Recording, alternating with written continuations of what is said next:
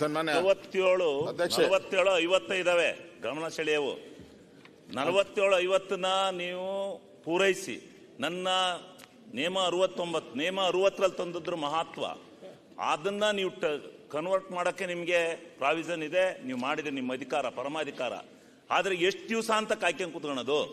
ಯಾವತ್ತು ನೇಮ 60ರಲ್ಲಿ ತಂದದ್ದನ್ನ ಆ ದಿವಸ ತಪ್ಪಿದ್ರೆ ಮಾರನೇ ದಿವಸ ಕೊಡಬೇಕಾದ್ದು ಈ ಸದನದಲ್ಲಿ ನಡೆದಿರ್ತಕ್ಕಂಥ ಸಂಪ್ರದಾಯ ಹೌದು ಮತ್ತು ನೇಮ.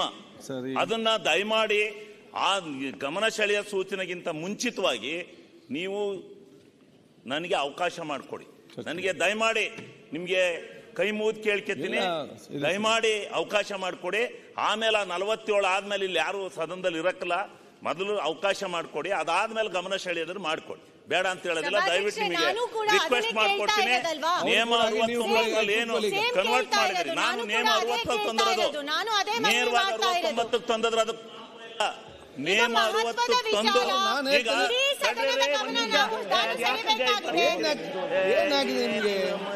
ಸೋಮನೆ ಒಟ್ಟಾರೆ ಮೈಕ್ ಕೊಟ್ಟದಲ್ಲಿ ಮಾತಾಡ್ತಾರೆ ನಾನು ಕೇಳೋದಿಲ್ಲ.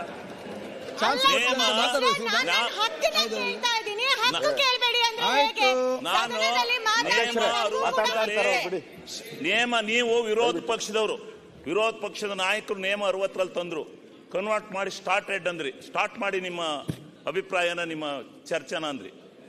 ನನಗೂ ಅಷ್ಟೇ ಹಕ್ಕಿದೆ ಈ ಸದನದಲ್ಲಿ, ನನಗೂ ಅಷ್ಟೇ ಹಕ್ಕಿದೆ. ನನಗೆ ನೀವು ನೇಮ 60ರಲ್ಲಿ ತಂದಿರ್ತಕ್ಕಂಥ ಇದನ್ನ ಚರ್ಚೆನ ನೀವು ಏನಿದೆ ನೋಡಿ, ಇದರ 60ರ ನೇಮನ ಮತ್ತೆ ಯಾಕೆ ಚರ್ಚೆ ಅರ್ಧ ಗಂಟೆ ಹೌದು ಬಂದಾಗ ಈಗ ಅವಕಾಶ ಕೊಡಿ. ಈಗ 5 ದಿವಸ ಒಂದೇ ಸಬ್ಜೆಕ್ಟ್ ಚರ್ಚೆ ಮಾಡಬೇಕಾಗಿ ಸಮಸ್ಯೆ ಬಂತು.